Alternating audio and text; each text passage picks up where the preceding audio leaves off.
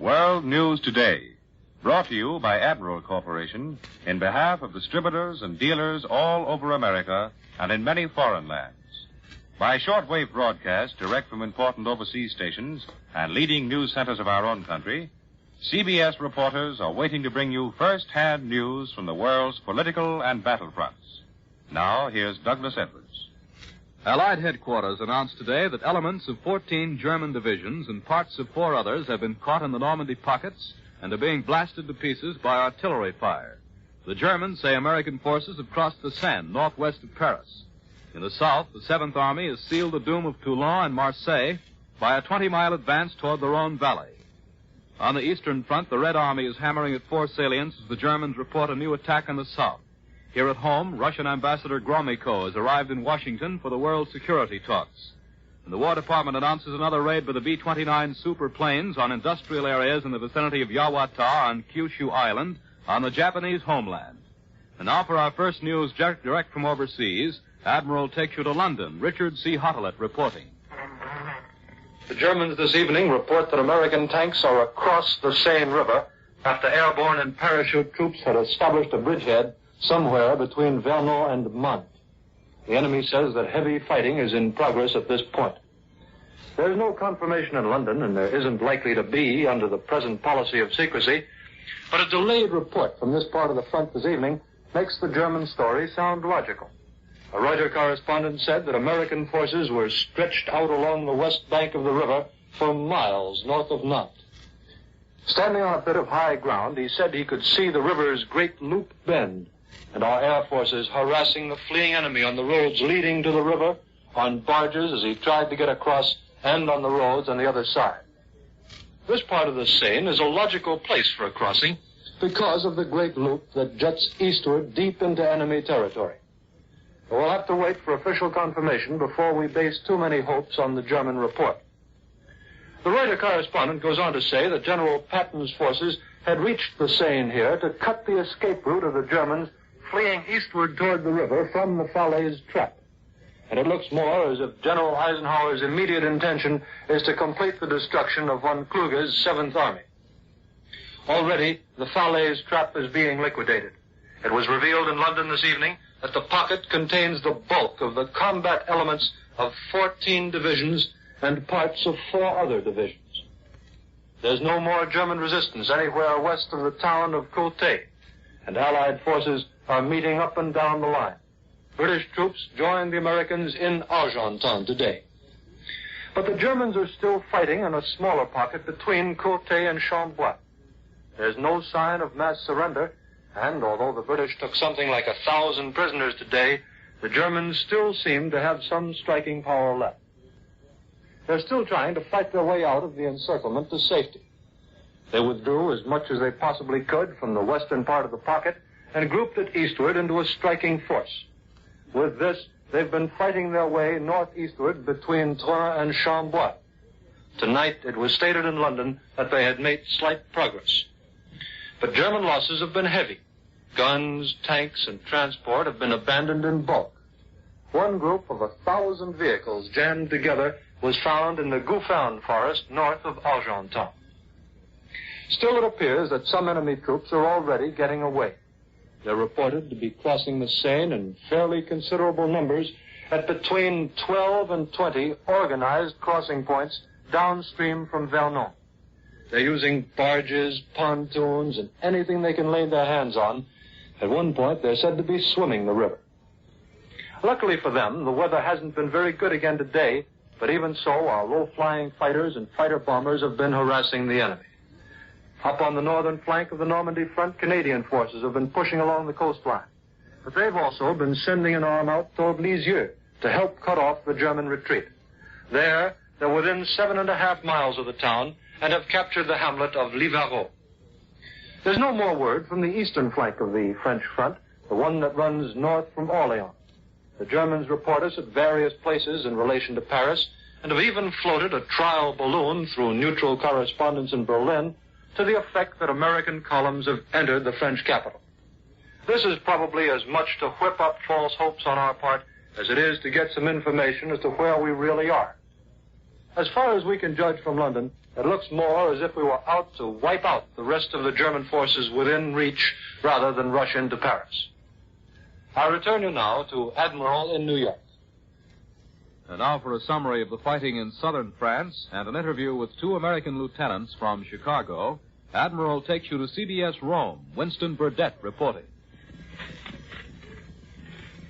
Our troops in southern France today are circling far inland into the fastnesses of the Maritime Alps to the northeast, around Toulon and on toward Marseille to the west. A spectacular advance has carried them onto the heights above the Durance River, a main tributary of the Rhone.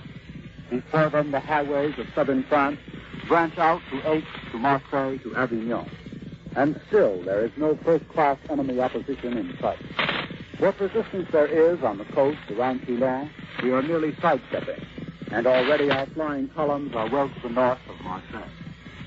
At the other end of the invasion front, we are now well into the Maritime Alps, and at last report, we're still moving fast. There are probably very few Germans up in that bare mountainous country, which in peacetime was familiar to painters and seers, but which today belongs to the French partisans. Whether the 7th Army is going to head straight for Marseille, we don't know. We are streaming now from the beachhead in many directions, and there is no hint of where the main drive will aim. It may take a surprising turn. Our bombers are going out ahead of us every day through current bridges and roads and viaducts up and down the Rhone Valley. Their most spectacular raid last week was the one on Friday on the former French warships in Toulon Harbor. Spectacular because the flak was the heaviest our raiders have encountered in many weeks, and because, despite that, bomb photo interpreters gave it a rating of 100% for accuracy. Here in the studio is the pilot of the lead ship of one of the B-25 Mitchell formations that hit Toulon, and his bombardier. The pilot is Lieutenant Frank M. Fury, the bombardier, Lieutenant Robert W. George. They both hail from Chicago, Illinois. Now, here you have quite a rough ride, Frank. We certainly did. The sky over Toulon was black with flags, big dancing purple. I happened to look up twice during the bomb run, and there were clouds of black smoke ahead of us. We rode right through them. Another time, just 20 seconds before the bombs were away, a shell exploded under us and jolted the plane off to the right. But I kicked the controls back, and we got back onto our course on time. And I understand you hit those ships. Yes, but Bob here had as much to do with that as I did. How was the bombing, Bob? Well, it had to be good, because our formation fell with its bombs off the lead ship, and our ship was leading. The target, as you know, was those French warships that the Germans had been using to shell our troops coming over from the beachhead. The four of them, a battleship, a cruiser, a destroyer, and a submarine, were lined up the entrance of the inner fort. Our bombs went right down the middle and hit all four. Frank here was hit by flak while flying the bomb run. Badly hit, Frank? Just a scratch. Bob was hit, too. As a matter of fact, four of us were. Our navigator got a piece of flak in his shoulder, and my co-pilot, commander of our group, was also hit by a piece that came flying through the cockpit and just missed my head. It was really a miracle that we got out of it so well. The Jerry's had our course and had our altitude. They put 23 holes in the nose of our plane, another 25 in the wings and fuselage. They put holes in 3/4 of the B-25 Mitchell that took part in that raid, but they didn't bring a single one of us down. Could you see your bomb strike, Bob? No, I couldn't. As soon as our bombs were away, I had to go back to give first aid to our group commander. He was rather badly hurt in the arm. But during the run, I could see the guns splashing from the French battleship, a blanket of flash bursting below. It wrapped us all the way in, followed us all the way out again to sea. But I'm sure we did the job. We completely wrecked at least one big turret with dual guns, 13 inches, on that battleship. Thanks a lot, Bob, and Frank. This is Winston Burdett in Rome, returning you now to Admiral in New York. More news in just a moment, but first here's Warren Sweeney with a message from Admiral Corporation. When you're entertaining, do you ever have enough ice cubes to last out the evening? No doubt friend husband has often had to make a special trip to the corner or over to the ice plant to get those extra ice cubes that you must have. Well, when victory has been won and you own an Admiral 2-temperature refrigerator, your ice cube worries will be over. For you can freeze a whole bushel of them, 400 ice cubes at almost unbelievable speed. and you can store them in the built-in home freezer so they'll be always available. And the dry cold prevents them from sticking together, so that you can get just the number you want without having to break them apart. Of course, the primary purpose of the built-in home freezer in the Admiral 2 temperature is the quick freezing and storing of frozen foods. Its ample capacity permits the storage of 2 bushels of frozen foods, and it's easy to see how it will simplify your meal planning problems with a variety of frozen food always at hand.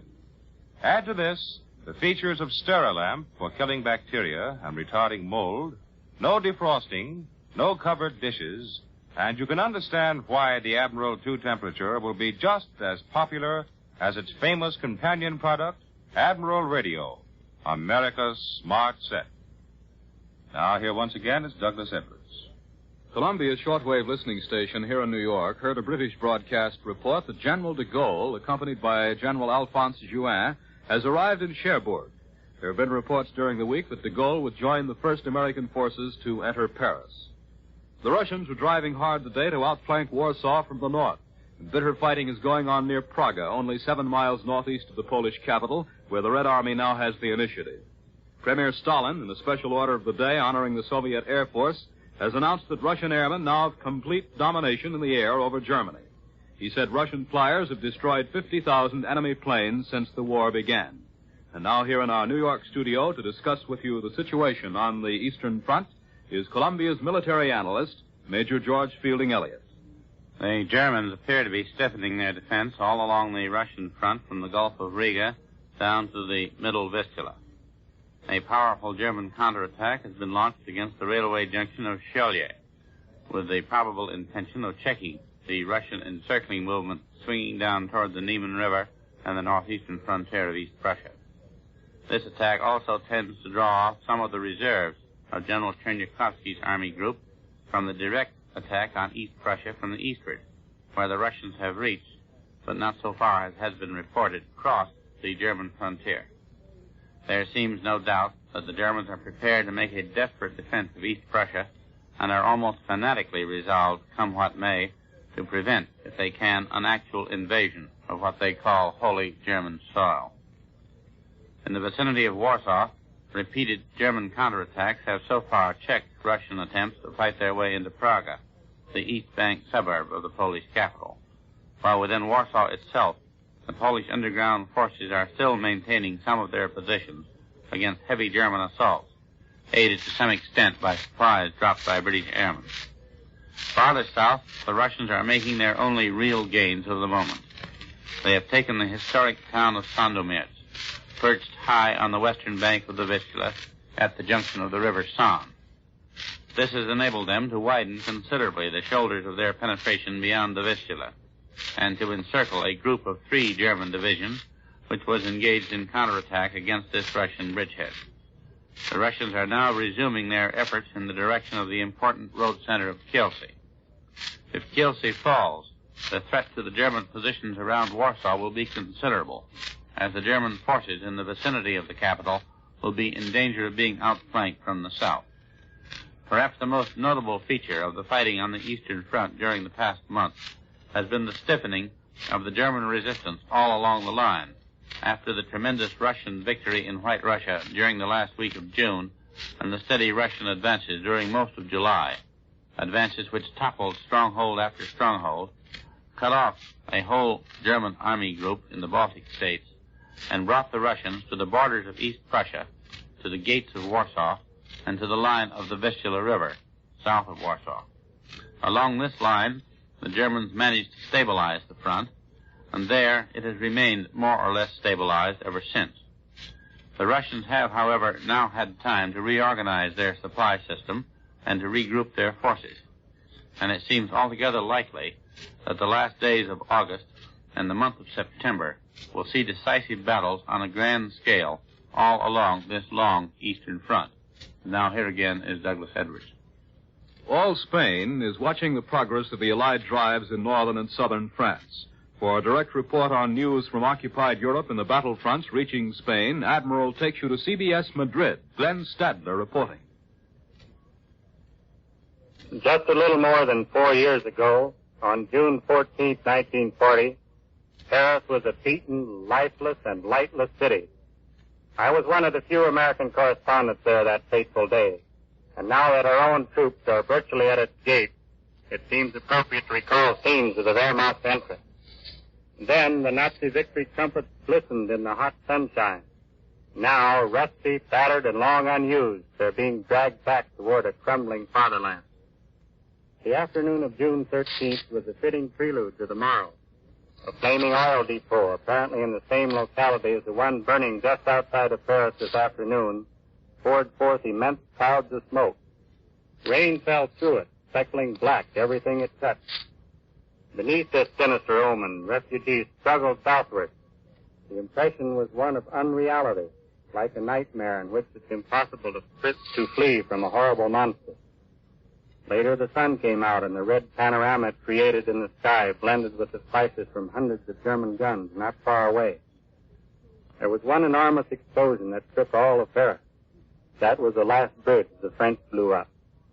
Inside the city, which that morning had been declared an open city, there was no destruction whatsoever. At midnight, the shooting had ceased. The Champs-Élysées was deserted. The sound of footsteps echoed as if in a tomb. Every one of the less than 1 million who remained knew that Hitler's mechanized giants would swarm in within a few hours. Some believed their gun could touch the Germans to the south. That within a week, Hitler was spreading around Marshal Foch's railway coach in Compiègne Forest, dictating armistice terms. At dawn, the Germans entered. Swastikas were hoisted over Napoleon's Arc de Triomphe and over the Eiffel Tower. Hundreds of tricolors were torn down and left crumpled in the dirt. Soon General von Studenitz arrived and established headquarters in the Crillon Hotel just across from the American embassy. He had won a bet that he'd be the first German general in Paris. Most of the French remained indoors, but those who did venture out stood around in apathetic little groups. They were stunned, bewildered, helpless. Yes, and hopeless. What had happened to the French army that everyone thought was the best in the world? Another correspondent and I rode bicycles over the Frankfurt Bridge, which was heavily guarded with anti-tank guns. We passed the German embassy on Rue de Lille just in time to see its doors creak open. The air was filled with the odor of mothballs. A few days later, Otto Abetz, the Nazi who earlier had been expelled from France, arrived to take over as ambassador. Today, this very same Otto Abetz has skipped out of Paris to avoid capture by Allied forces. Also reported as having left is Vice-French Premier Laval, the man Abetz often described as the only Frenchman who can guarantee collaboration with Hitler. All that day, the conquering German armies rolled in, converging at Place Le Concorde. Bands blared out Deutschland, Deutschland über alles, and goose-stepping soldiers shouted themselves hoarse with speed higher, hail victory. The following day, a sickening sound mingled with the triumphant noise of the Wehrmacht. It was the sound of French soldiers, dirty, hollow-eyed, and utterly defeated. They were on their way to long years in Nazi prison. But today, August 20th, 1944, their fearful, dark vigil is about finished, for the armies of liberation are on the march to Berlin. This is Glenn Stadler in Madrid, returning you to Admiral in New York. Admiral takes you now to CBS Washington. Don Pryor reporting. I want you to meet Lieutenant Commander C.R. Conger, USNR, a man who probably knows as much as anybody about amphibious warfare.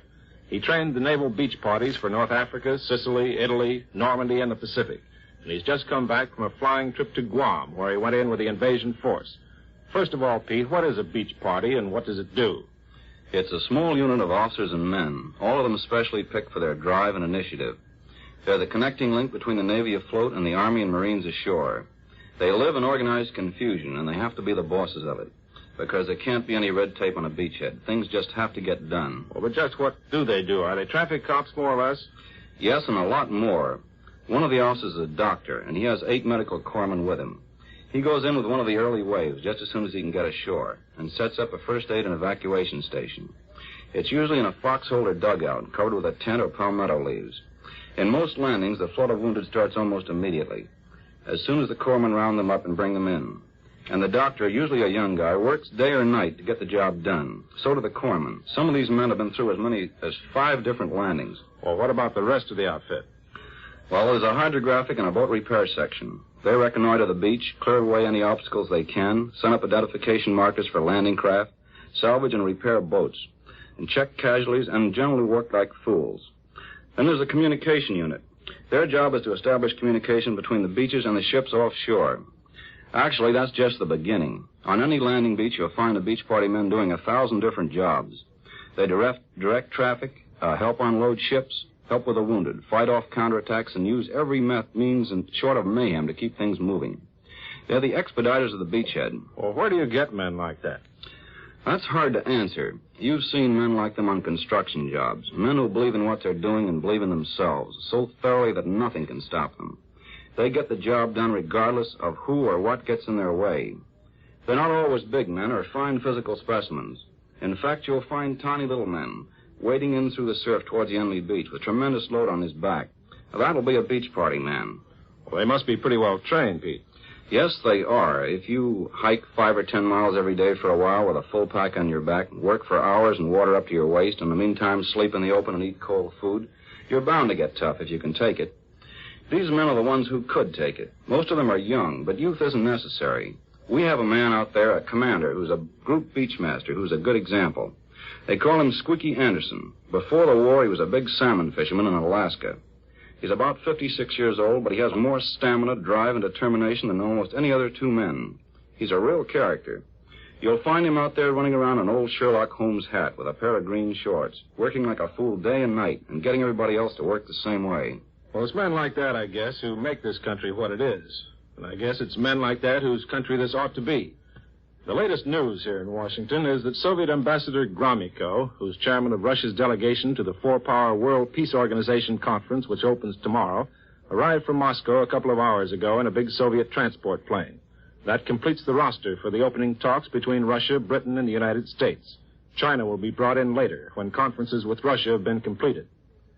Donald Nelson, War Production Chief, and Major General Patrick Hurley are being sent to China by President Roosevelt, supposedly to lay the economic groundwork for intensification of the war against Japan. I return you now to Admiral in New York. In the Southwest Pacific, the bombing of a 1,500-ton Japanese freighter transport, which was left sinking off Davao, the second-largest city in the Philippines, was announced in a headquarters communique today, which also revealed that Allied patrol planes now have the island of Mindanao, the largest of the Philippines, under constant surveillance. And now, once again, here is Warren Sweeney with a word from Admiral. We know that many of our listeners plan to build a new home or remodel their present ones when the war is won. In most cases, this will include new furniture. Well, there'll be an Admiral radio in a superbly styled cabinet to complement the decorative plan you have in mind. Admiral will keep up its tradition of fine cabinets to add grace and charm to any surroundings. If it's period designs you want, Admiral will have them. If your choice runs to the more modern, there'll be an Admiral to suit your taste. And you can be assured of getting enduring construction as well as matchless beauty. For the cabinet that is an exquisite piece of furniture, plus the fine reception of Admiral radio, plus the complete dependability and simplicity of the Admiral automatic record changer, you can't do better than Admiral. And they are built for the world's largest manufacturer of radio phonographs with automatic record changers. If the farmers of America are to meet the huge production goals for this year, they must have part-time help from millions of people who haven't previously done farm work. All types of laborers are wanted, men and women, boys and girls, no matter where you live. Prevailing wages will be paid. Whether it's for a few days or a few weeks, be part of the U.S. Crop Corps. America needs your help.